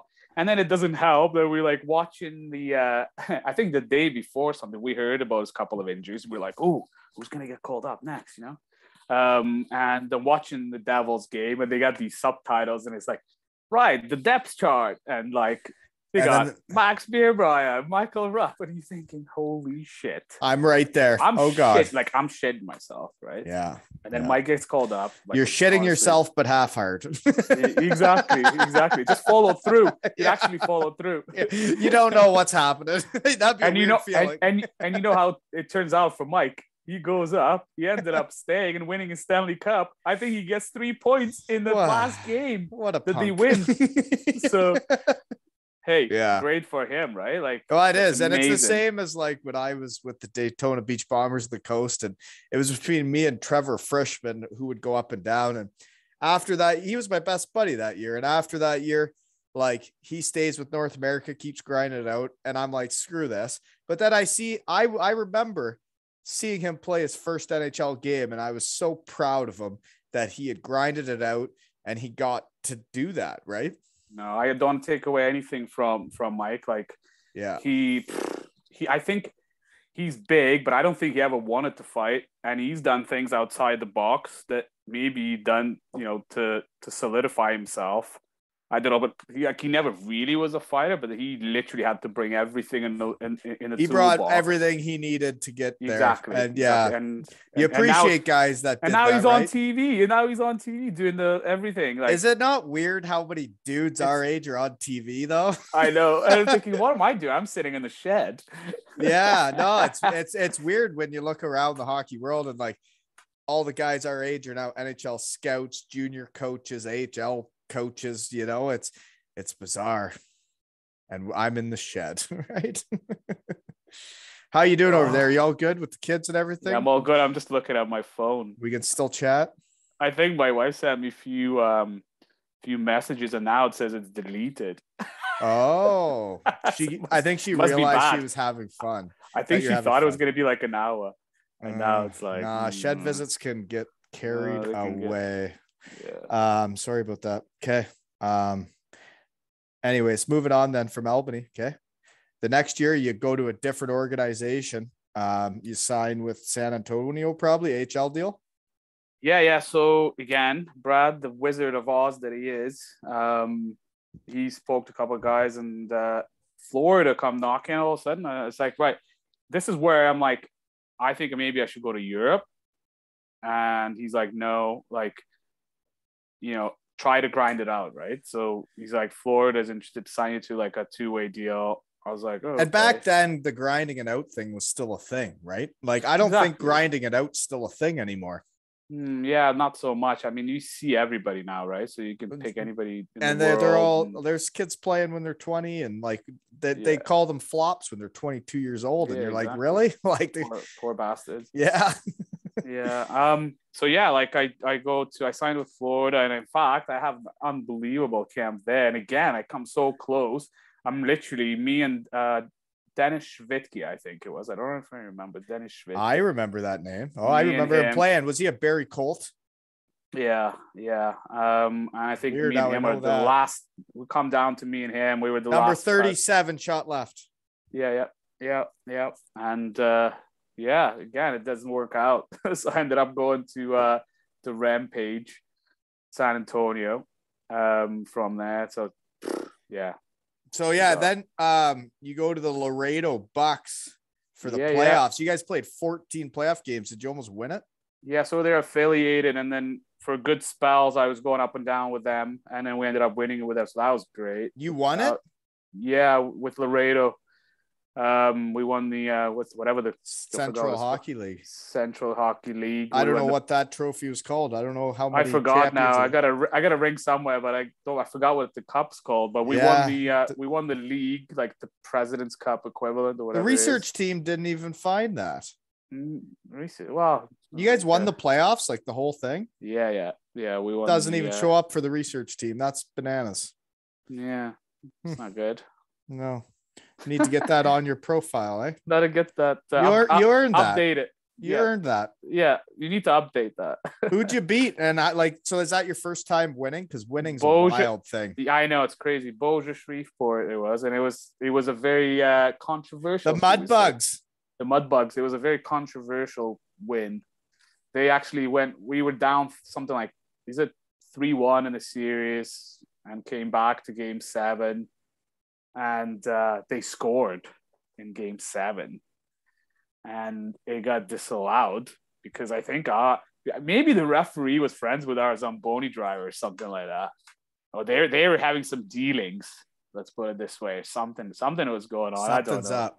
So, but the video review weren't up to scratch that day. I mean, it kind of, I don't know. There's only few angles that it's still been talked about. Like with some guys that I played with before, it's like, kind of looks like a goal, but ended up being not goal. And then we score later on that maybe shouldn't have been a goal because it was after the whistle. And you guys win the championship with that goal. Yeah, he's one of those. The glass, the shot misses the net, hits the glass, hits the goalie in the back, drops down, whistle goes because the referee can't see it. One of our guys pokes it in, and then they say, "Yeah, it's a good goal." So. And you can laugh because you won the championship about it. Exactly. If I was on the other side, they're not laughing about it still. Oh man, and it's the same. So another guy that got drafted out of junior to the NHL wasn't He was out of the USHL, but Vince Balesmo, he was coaching a team in Tier 2, the Toronto Junior Canadiens this year. And I watched the highlights of this game, and his team got hosed so bad by this disallowed goal. They had called it a goal on the ice, and without any video review, just the refs going over there and deciding to chat about it, they then change their mind and they lose the game, and the other team goes down and scores, and that shit sticks with you for life, right? You're either won or you're lost. It is. I know I shouldn't be laughing because I've ran into some of these guys. You can laugh about it because you on won. the opposing team. I have run into them in a few pubs in my day, like around Toronto area, and yeah, they're still sour and heartbroken about it. But the thing is, I've been on opposite stick too. It happens. And that's what do they say? It's all washes out in the wash, eh? Yeah, that's right. It all works itself out in the wash, but sometimes it doesn't when you lost or won that game. But okay, so then year 5 and 6, it's your 2 years of the coast. San Diego Gulls, you ran a muck. You did really well there. I don't have it written. That was a lockout year, if I remember. Really? It was a lockout year. Yeah, we had a couple of NHL guys with us. It's Smith. Forgot the guys. Which Smith? Now you're gonna tell me. I don't need to ask. He was a centerman for San Jose at the time. Pretty good player. Sorry, not Smith. Why did I say Smith? I don't know. I only had one glass of wine. Well, Curtis Brown. Oh, number Curtis 37. Brown. Yeah, exactly. Little guy, Buffalo Sabre. Yeah, I know him. Yeah. Then you played also for the Long Beach Ice Dogs. So that's pretty strategic. You're in 2 pretty nice places, San Diego and Long Beach. Eh? Yeah, look at the record. I went at it. You knew what you were doing, eh? Yeah, I was like, I'm done with this. I'm going to go try to play in Florida, then Texas, then California. So, yeah. Yeah, you wanted to be in shorts. Yeah. Enough's enough, right? And this is where I guess you're in Laredo. This is where I blow out my knee in Long Beach. The first 12 games. So that's my question. You played 13 games played. Yeah, this is where I go and completely full knee reconstruction, meniscus, ACL, the works. Really? And then I work hard to get back, try to make it back into the playoffs in the same season. I'm ready to go. I'm like, put me in, coach. And I said, no, we're not taking a chance and paying another $50,000 for the surgery. You done? I'm like, oh, that's hard. So this is why I'm like, okay, I'm done with this now. I'm going to Europe. That's how I ended up in Cardiff. And that was one of the research team's question was, how do you decide to end up going to Cardiff though? Which makes sense. But how does Cardiff take the chance on you? Because you just had the knee surgery. Yeah, I'm just coming on. So again, I'm at that point where I'm thinking I'm either going to be able to come back or not. So I'm just going to try Europe for a year for an adventure. And now we're 15 years in with the house, family, the dog, the kids, the mortgage. And, so you liked it. The knee worked out. The knee was fine. Yeah. So, but how do you get to Cardiff? Who sets that up? Your agent? Yeah, my agent, I guess, had some couple of contacts in Europe. I was supposed to go to Manchester. I think forgot who was there, Tony Hand or something, and that somehow fell through. I don't know. And then Cardiff called, and yeah, I literally didn't know. So I think your first season in Europe is a player's biggest. Your first year over there, whether you make a splash or they're just like, nope, let's move on. There's lots of them out there. Your first year, 62 points in 52 games played, 29 goals, and 105 penalty minutes. So do you fight people? No, I end up fighting once or twice a year when it's completely necessary, but I wouldn't call myself as a fighter. So what are you getting 105 penalty minutes doing? I guess I was getting playing North American style of hockey and maybe getting over, carried away, maybe with some 10s. Right. I don't know if it was 10s, but I think it was maybe a couple of suspensions. I don't know. Well, so your first year over there though, you really you do it. You could say you ran amok. Yeah, this is where I feel like I need to impress. It's the first year and it started. And you're having fun, probably. I was having lots of fun. We didn't play a home game till Christmas time because we had no rink. I show up here. There's actually no hockey rink. I didn't do any research. Is this right in between the John Lewis place and then the BBT? I'm here for the first year of BBT. Okay. And it's not ready. They don't have the tent up for the circus. I didn't ask that question when I spoke to the coach because I naturally thought if they try and assign me, they have a hockey rink. So I, so I kind of showed up and I was being driven into Cardiff, and then we were going past, and he goes, "That's the hockey rink," and it was literally 4 pillars coming onto the ground. There was like literally nothing around it. I was like, "What? You joking me, right?" It's like, no, but don't worry, you'll be ready in 5 weeks. Well, it didn't happen in 5 weeks. The 4.5 months later, we didn't play a home game till like Christmas time, and this where the real fun came in because so where'd you practice? In Bristol. We had to drive to Bristol twice a week. So Bristol as a rink? I thought we drove to Swindon to practice. Bristol had a rink. It was just like absolute shithole, which got torn down after. Because when we didn't have ice in Cardiff, we had to drive all the way to Swindon. Yeah, I remember doing that shit. Oh boy, you got to go. What's up? No, I just saw the phone and I said, should I cut it off and take a pause? And she said, no, please keep going. She's watching Swan Lake. What's that? The play, Swan Lake. You don't know the ballet? You don't watch your ballet? No. No, yeah. I only talk to dudes in my shed. Yeah. Google Swan Lake. Okay. She must be drunk. I don't know. Yeah, well, whatever. She's in her shed. Yeah, exactly. Hey, she's in her honey hole, so am I. There you go. We're all having fun. It's a good day for living, folks. Okay, here we go. So you ran amok that year. Guys that were on the team, Voth and Richie. Richie's on the team way back then, eh? Richie still was. He was his like 10th year when I just came in, and he still looks the same. Yeah, exactly. I haven't sent you my pictures yet. One of my pictures is with Richie. He's got, and for anybody that doesn't know Mark Richardson, there's no way he is not the most consistent professional hockey player in the world. But he won't now without joking, he was like obviously younger. Him and his brother, actually, his brother was in the team. Very like young kids, young Brits. But consistency was always there, but he's gradually slower and slower and slower. He just kept going up and up. It's like fine wine. I know it sounds cheesy, but he's still doing it. He's still doing it. It's weird. Incredible. I know. Incredible. I heard about his diet when I was with Cardiff. So I play the first year.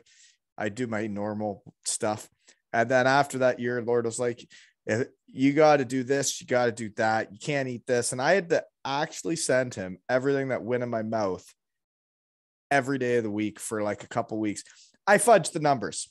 So they weren't legit. I sent him. So you kind of screwed you because he was so good. Like it's one of those, when you're running and you're getting in the preseason, the camp somewhere, and this one guy just goes so hard and it makes you look bad. Yeah. So you kind of like made you look bad. Well, so then Richie sent his diet to Lordo, what he's eating every day and how perfect of a human he is. And Lordo sent it to the whole team. It's like, you got to be more like this. And I'm like, I can't. That's not me. I can't do that. I would have hated Richie for this. I needed the sauce on the ribs. And like when I sent him the fudge numbers, I had put I had 8 eggs. And he sent it to this dietitian dude, and he's telling me I couldn't even eat eggs. And I'm like, okay, you lost me there. You know you're in trouble when you can't even eat eggs. Yeah, you've lost me there. Sorry. I'm not listening anymore. Next thing you know, you're going to be eating mackerel out of the tin and all like that. Matthew Myers, that sick puppy. Good gosh. Can't wait to go for July 2nd, folks, and July 1st, the dinner. I guess I'm going to have to get fancy pants on and like my nice shoes for that one. I think I got to dress up for that. I'm not even going to bring it up because I don't know if you're going. I don't know if you've been asked. I don't know anything about it. And I don't know if you've been announced, right? So can't ask that shit. Can I? I don't know. You can if you. I didn't even know what to say. Okay. I think it's like being negotiated. I hope to see you there. I think it's been negotiated. It's in the middle of negotiation. I hope to see you there. And I hope you're not in a group chat of a whole bunch of people, because I actually have never looked at who's in there now because it makes me so embarrassed. There's a group chat started with who's going to the testimonial. I never looked at all the people. But then Dees threw in naked photos of me spray painted, and I've never been able to look at that group chat again, you know? Yeah, I know. I muted it, I think. Oh, so you might not be in it. Maybe you are. Sorry, Matt. Announce it any way you want. Anyways, so after 2 years of running a muck in Cardiff, did you hit Chippy Lane? Well, that's why I think I stayed in Cardiff, because of Chippy Lane. Yeah, So, it's a great spot to end the night, isn't it? I just wanted to. I probably will when I go to Cardiff here in a couple weeks. Probably these. I got to put that away. Like, there's always an argument: Chippy Lane or Chippy Alley. Like, it's Chippy Lane. What, like, you know? But it can be an alley. As soon as adults start pissing themselves, it's an alley. It could be. Yeah, I guess, I suppose. Yeah. But yeah, that's the place to be, isn't it? Or that's the place to finish off, I guess. Yeah, that's when it's time for bed. You don't go there until it's almost over, right? Yeah, you don't go there to the ATM at 3 a.m. You know what? I don't think ATM should be open at 3 a.m. What good reason would you ever take money at 3 a.m. in the morning for? Like, is there any good reason ever? I wouldn't think so, unless you're going to Chippy Lane. Stupid. That's my idea. They should just not open ATMs. Like, midnight is the last. Well, now you get crypto and stuff involved. Who knows what's going on with money? True. Talk about Pat Curcio. The one episode. Sorry for burping the mic, folks. It's Sunday afternoon. We're having a time. The family went to the movies and they didn't invite me. They went with another family. So I get to cam to the shed. Okay, so you did go to Chippy Lane. What would be your order? So my order, like, I got introduced to bet you there's different restaurants back when you started running them there. No, right? it was more it was way more simpler than that. There was one restaurant at the top of the street and the one restaurant at the bottom, and there was one in the middle. I never made it to the middle because no matter what angle I came at, I couldn't walk past the first. As soon as you see meat on a stick, I'm in. Like, it's go time. So chicken, chips, cheese, gravy, and garlic mayo. So all together, like the chicken together, everything together. To be honest, it was like a bit of a soup. So it's not like I thought it was going to be like poutine. That's something it's like different. But it was my version of poutine. You say the chicken and garlic mayo is really the additions there, and that's So I'm interested what garlic mayo and gravy combine like. But do you even remember what you eaten at that point? Well, not always, but I mean, you want to enjoy it. So but fun fact yesterday, okay, this is what pissed me off this weekend. My daughter and I, we made homemade pasta. We did it right from scratch, full go, made the whole deal, did a great job. And then I put it into not boiling enough hot water. It was lukewarm. And it all fucking combined into a big pile of bullshit. And I was so angry. We put in hours of work into making this fresh pasta. And then I fucked it up. Sounds like our careers. Well, you do your best. The ingredients were there. I just didn't know what to do. I didn't know the water had to be boiling right away. Thought we could ease into that. Yeah, exactly. Fuck. But yeah, anyways, that's my piss off. But garlic mayo and chicken, okay? But the thing is, that's weird. Yeah, but the reason I did it, I had trouble finishing the whole thing normally, but it was really good in the morning. I wake up and that was my go-to thing. All the sauce will just, marinate with all the chips and you just go, and it would literally solidify in this one solid thing. Are you microwaving it or just getting right into it? I'm getting right into it right in the morning. Is that right? Like a cold pizza style. Yeah, just right. Fork's probably still in the in the top of the carton. The white plastic fork is ready to go. Where you have to fight with like a taxi cab driver because he's not letting you take your soup with you. I tell you, the cab drivers there could be they could be meanie weenies.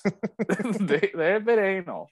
Not gonna lie to you. They didn't like food in the cars because you want to go to Chippy Lane, but you got strict timelines with kids and school and hockey. And you're like, okay, I'm going to get a kebab. I'm going to hop in a cab. Nobody's giving me a ride. I'm like, really? There's 20 Yeah, of you lined up in a line and nobody will drive me with fucking food. Yeah, even if you pay double price. Like, I just want to eat while I get home on time. Like, but I tell you another thing. Putting the whole soup in your pocket does not work either. I tried. It doesn't work. In your pocket? I was hiding it. Like one time I put it in on the inside. I had like this big jacket and I had like the big inside pocket. So I just kind of try to put in there, like try to keep it level, but it doesn't stay level. I do know what you mean. It was a disaster. You'll do whatever you can. You want to have that when you get home and you want to get that in the cab. And then the next day you might realize that like he might smell it, right? Because he's sober. Good stuff. Okay, better move on. You left Cardiff after 2 years of having fun and enjoying hockey to then go to Russia. Yeah. No, I go to. Oh, hold on. Yeah, thank you very much. 2 seconds. Hey, who's here? My wife's here. Just doing. Hi, nice to meet you. I'm Wally. Yeah, she's doing a little apple there from topping up a glass. She didn't think I was going to be here. Very nice of her. For almost 2 hours. One glass of wine for 2 hours is not enough. Thank you. It's not good, is it? Well, it's a big glass, but so yeah, no, I'm enjoying my hockey at that point again, and then you go to Russia. Why? What are you thinking? Is it the money? The money got to you. Yeah, money got me. Got me. Yeah. So I go back to my hometown. Believe me or not, I'm some sort of a, what's the word I'm looking for? You know, the people that try to self-harm. I'm like, I did that. I went from something. You went from being a goal scorer to like. No, something that I ran away from the old school coach. I actually go back to my hometown, which now has got money.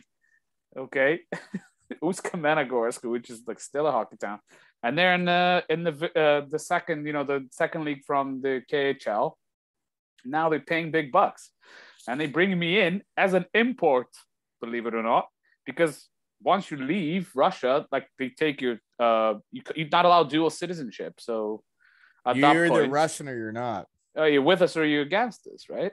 So I go there and it's like whole thing over again. The 2 a day, the lead vests, the works. And now you've been in Cardiff for 2 years having fun. Yeah. So I go from that to self-harm again. Like, why am I doing this? The combination of that and I'm just curious, money wise, are we talking like 3 times more, 4 times more? I never even thought of it that way. How much more is it to get you to do that shit? Because I do know there is a price to it, because it was 5 times the money. 5 times? Yeah. And that was the price that would get you to do that shit. Right? Yeah, I'll do anything for the money. I know. I'm like, how long do I have left at that point? I was like, what am I, like 30 or whatever? It's like when I went to Bietigheim and we went July 1st. I ran around a track like we were track athletes for a month, and I bet you it took off years of my life and my knee's life.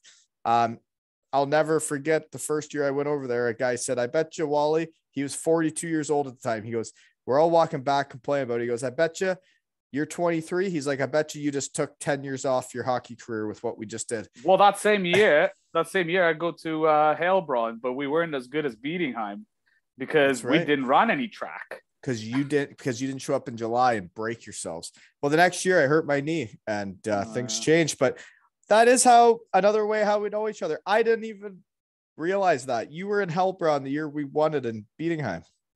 Really? So what? Does that mean I played against you?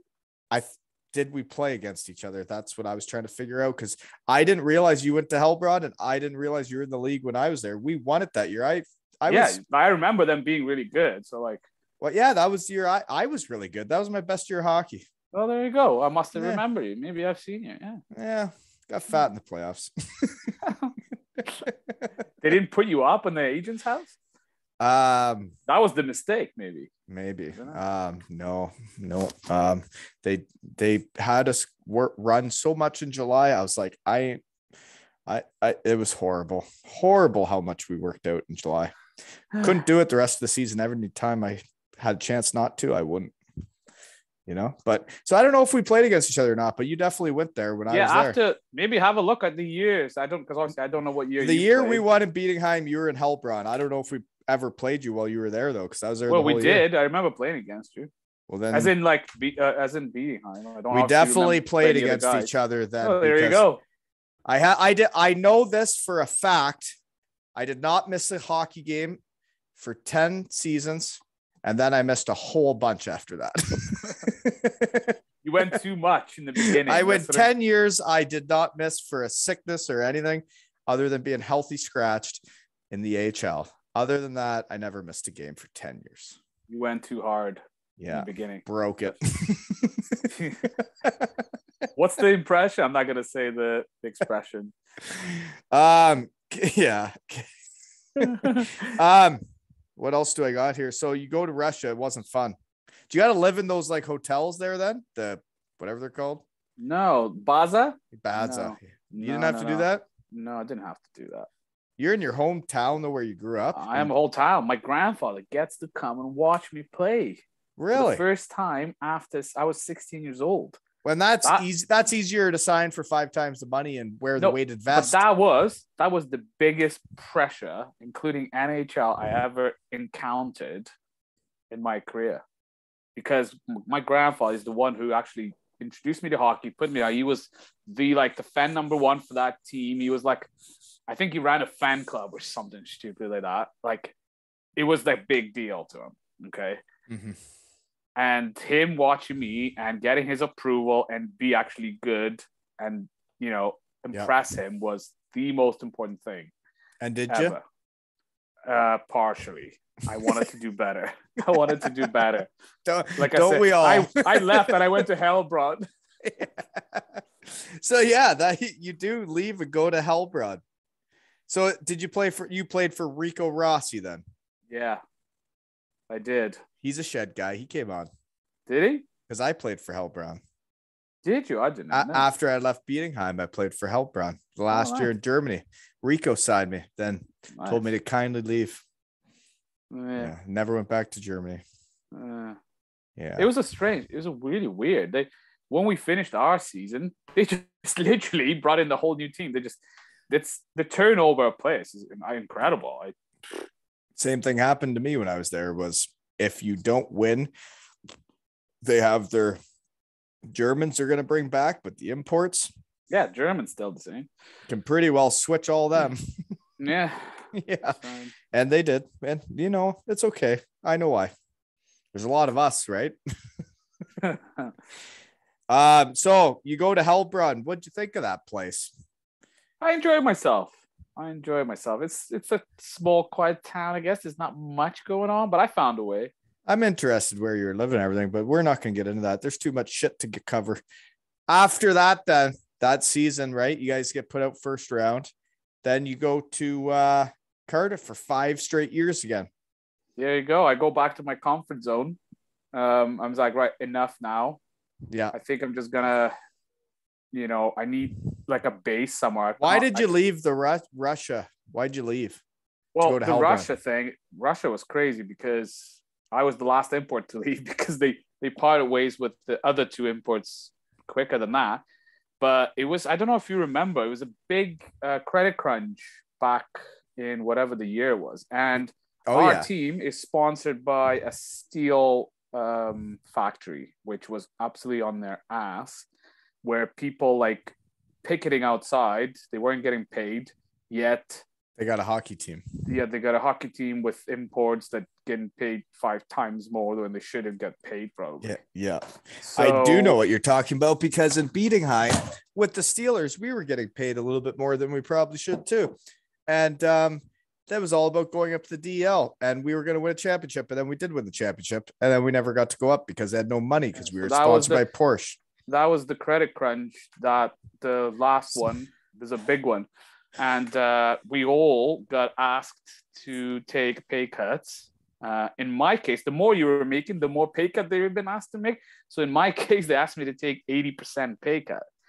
So that wasn't going to bode well. So I wasn't going to 80% pay cut. Yeah, exactly. So I wasn't going to stay there and do 2 a day in the lead vest for 20% of the deal. Same money I would be making in Cardiff. Yeah. And going to Chippy Lane. And having fun and going to Chippy Lane and running a muck. Yeah. So what a mess. That makes a lot of sense now. When you talk to people, their careers make way more sense. So then Heilbronn, that happens. They switch the team like they do when they lose, and they've switched their team for 20 to 30 years They brought you instead again. Did you so you fired me again? I didn't know. I didn't go that year. I didn't go till 2000. Okay. Like that. No, Bietigheim liked me for at least 3 more years, and then they're like, "Nah, you got to go." Okay, all right. Then I went. Yeah, it was in that lockout, the next lockout. But everybody knows where they're at in lockouts because those years suck, right? But anyways, 5 straight years in Cardiff. So you were on the team that broke the record, the Guinness Book thing. Yeah, I get on the Guinness Book record. So you played with Finner? Yeah. The George brothers were basically on the team then? They're still on the team? Pretty much, I think, right? Yeah, I know, exactly. They should be. That's how you win championships, is getting guys like that on the team. You got good support. Well, you have to have that. Like, when you think about Andrew Hotham and how much he loved Cardiff and playing for the Cardiff Devils, George brothers are a big part of that. Yeah. I think Todd Kelvin knew what he had with the George brothers right from the start. And that's why he wanted them around all the time, because happy hockey players play better. And if you're with the George brothers, you're happier. But I'm surprised Lordo didn't fire George brothers either. Well, when he come in, I mean, Lordo was okay with it at somewhat, right? Like he didn't really have a choice. At that point. I don't think they give you a choice, do they? No, they're the best, eh? Yeah, exactly. So you're on that same team that went to this Cameo Club then. Were you part of that? Cameo Club. They say that, I think it was Finner said they would go to the Cameo Club before games, the year of the record-breaking year. They would all go for beers before games or something, or on weekends. I don't know. I don't know what Cameo Club is, but I don't think I was invited. But I've gone to other clubs. Maybe I'm just making shit up. Who knows? Maybe it's a code word. I don't even know Cameo Club exists. So did you guys know you're going to break the Guinness Book of World Records when you were doing that? Obviously, no. Like towards the... Were you guys just playing and it was just all happening? Yeah. Well, that's the thing. It was just like one of those, like what I said to you, my last years in Swindon. It was just it was one of those, you show up to the rink, and I know it sounds cheesy, but you just kind of knew you're going to win. It's like when you get into a flow and you feel unbeatable. You get into a funky groove as a team. Yeah, So that was weird. But right towards the end, somebody, like, I don't know how that somebody even looked that up. But he's like, oh, do you know, like, we're like 5 or 6 games off the world record. Like, what? Yeah, so. And it happened. But it only lasted a year or 2. Oh, really? Remember. Yeah, I think another team in the A, maybe somebody beat it pretty much straight away after it hasn't been touched in years and years. I didn't know that. I thought you guys might still have it. No. Okay, well, so 5 straight years in Cardiff. So they're all at the Big Blue Tent then. They're all at the Big Blue Tent, and I thought I was going to close. That's what I wanted to do. The Big Blue Tent was scheduled for 3 to 5 years, but it lasted 10. And I thought I was going to close it out, but I didn't get a chance to close it out. That was my dream. Sorry about that. That's all right. You just took my job and kind of... Wasn't me. I'm a right I know, just kidding. Lordo, eh? What a punk. So you played with him then, and then he didn't ask you back? Is that how it worked? No, it was worse than that. Worse than that. I actually got signed for next season, and then Lordo came in and said, no, thanks very much. We're going to cancel your contract. Shoot. Oops. Hey, listen, but can you blame Lordo? Because I caught, like, if that would have tagged, that decision would have tagged, there would have been a different conversation. But can you blame him? Because he goes into a very successful few years then, right? Well, he and the thing is as a player, you don't know, right? And like when I was in Bietigheim and I was so angry with the coach of how he treated me and the way he went about letting me go was really not the way I would do things. I'll put it lightly. But like when a coach comes in and wants to make it their own, you got to be able to change some things. And for me in the second German league, like you had two of my buddies are on 2-year deals, so they're already back. This guy wants to change things. Well, you can't change much other than imports. Well, he's got to get rid of me. But the way he did it was just not right. But hopefully Lordo did it at least somewhat right with you. But it sucks you already had signed a deal. Yeah, it wasn't. I mean, it wasn't. The biggest frustration was because at that point, I'm 7 years in. And to me, this is pretty much my home. You know what I mean? Like, that's why I come back from Germany and Russia to be like, right, you know what? I just want to make it my home now. I just want to play out my career. And I think and you're good every year there. So it's, you know, it's strange. There's got to be reasons that maybe I haven't been told yet, or kind of been told maybe, but I just, you know, maybe not enough to kind of warrant that. But it's kind of easy to say when somebody gets let go. Of course, initially, yeah, I was angry. I was upset and hurt. But he's got a job to do. The coaches are not in the business of, oh, I'm going to upset this guy, or I'm going to hurt this guy. You know, they have a vision. Yeah. They have a certain way of the type of players that they want, the type of people maybe that they want, maybe the type of people who behave certain way. So, and if the people don't behave certain way, maybe they can't be part of that vision. So I respect that part. Mm-hmm. So, but yeah, nevertheless, it was hurtful. But I think I tried to even negotiate my way back. I think I said I wouldn't even play for free, because one of the sponsors said, actually, you can work for me. And I was gonna do kind of like play. I even said you can have me as an extra forward. Like, I tried everything. I just didn't want to go anywhere because I just wanted to live here. Like, I don't want to relocate now. I've met my wife. Like, I don't want to, you know, be doing the long distance. We haven't had a love story in a while. She brought you the glass of wine. Still loves you. So 10 years in. Where'd you meet her? And by the way, Walton's married 13 years tomorrow. There you go. There you go. You guys going strong. Well, I've been introduced to Kate, my wife, through Jared Adams, my coach. He's a good scout. He's doing everything. He's like a full thing. He's on Boney Drive, like a party liaison. He was the guy I talked to when I was trying to decide where I was going in the UK. He was with Sheffield, and I was he had a successful career as coach. Yeah. So, but he did a good job hooking me up too. Oh, good. That's great. That's I love stories. Okay. Well, that's Cardiff is special place. You met your wife there. You're still living there then. Exactly. That's the problem. It was a special place. I just didn't want to go anywhere. But hey, the hockey world's still a business, right? Is a business, and you got to respect it for whoever runs the show. And that's how it all is about who you put in charge, what it's going to be like. Who's your head coach? Who's the guy in charge? Like, it is a big decision each year, right? It is what it is. If you imagine we dissect our careers now, we'd be sitting here. We'd be talking here for like months. Dude, we could talk for a long time. I already can figure that out. I just met you. Can we just become best friends, or I wouldn't go there? Well, I tried to. We kind of like have similarities, don't we? A little bit. There's some there, but like you were growing up in Kazakhstan. I was in Elmira. Hey, but in Kazakhstan now we here. You know? Yeah. Okay. So then you go to the Telford Tigers the year that I go to Cardiff, right? So you do your 5 years. I don't know what else we should talk about there. Yeah, I go for the big fish in a small pond now, like the classic.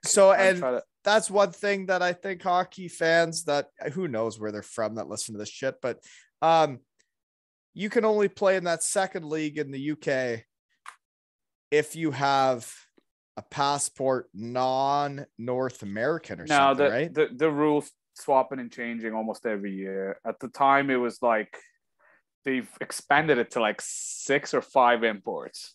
So all of a sudden, right now there is like real ones. No, now it's like 2 or 3.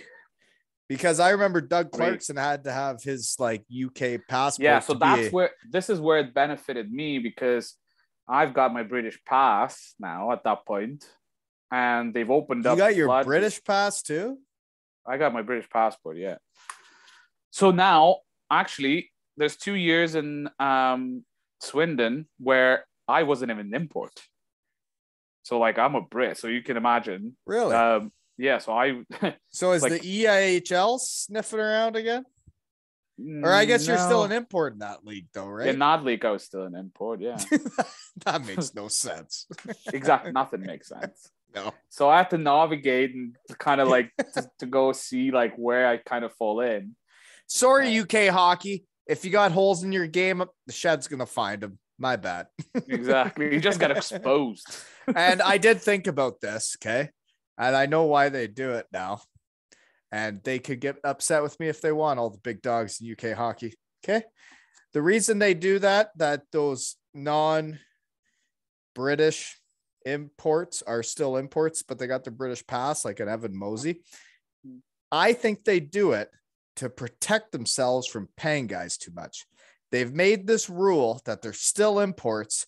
So Todd Kelman and David Sims don't get into a pissing match and decide to pay Evan Mosey way too much money because he's actually a Brit now and not an import. You just went one step ahead of me where like I don't give a shit about politics, especially in hockey. Like, but then I think in the Shed, when you start talking around, you're like, well, I think I see it now. I think I see why they make these rules now. They're protecting themselves from getting into a pissing match over how much to pay those guys. It just makes sense. But at this point, I'm just so fed up and angry with the whole thing. I went through all that. You just gotta go to your Shed and talk about it. So what I did, I just went to Swindon and trying to like just enjoy myself and play as hard as I can and just literally just enjoy it. And did you play with Chris Jones there? Of course I did. I was on the road with him. CJ just got married. Yeah. I was on the road with him pretty much every game. He's a good player. He's one of those guys that in the EIHL, if that guy gets more ice time, right? But that's what benefited him is he's been playing like first line minutes, second line minutes all of a sudden, and he's matured, and I think he should have been back in the Elite League, but whatever.